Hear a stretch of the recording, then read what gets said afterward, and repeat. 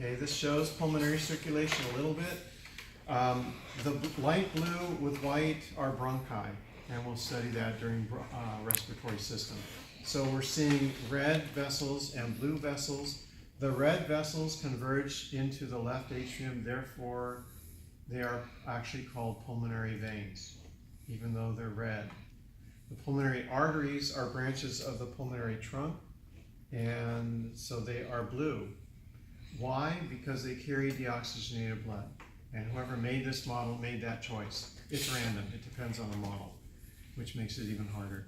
But all of our models seem to have the reverse coloration in the lungs for that reason. Does that help? Mm-hmm. Other vessels that I'm sure to ask you would be things like the abdominal aorta. The first branch from the abdominal aorta just below the diaphragm is called the celiac artery or celiac trunk. The second major branch as you go downward is called the superior mesenteric artery. And then we have the renal arteries going to each kidney and veins. And the third major branch of the abdominal aorta is the inferior mesenteric artery. Then at the level of the hip, the abdominal aorta divides into left and right common iliac arteries. A few inches later, it divides again into an internal iliac artery and an external iliac artery.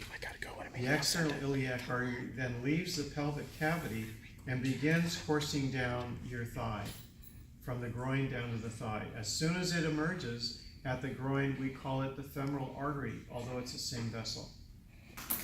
Femoral artery, of course, is in the femoral region, and then it basically crosses behind the kneecap. We call it popliteal.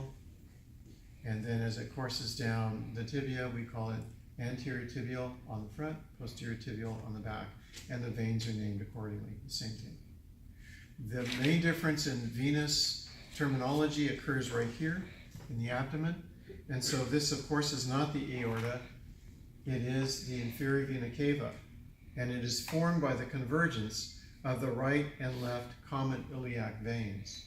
So you kind of have to reverse direction and your language, because blood is now going to the heart instead of toward it.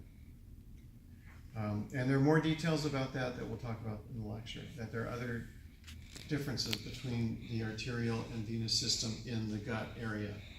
And mostly that's all about shunting blood from the liver, actually from the digestive tract to the liver for modification before the blood hits the general bloodstream.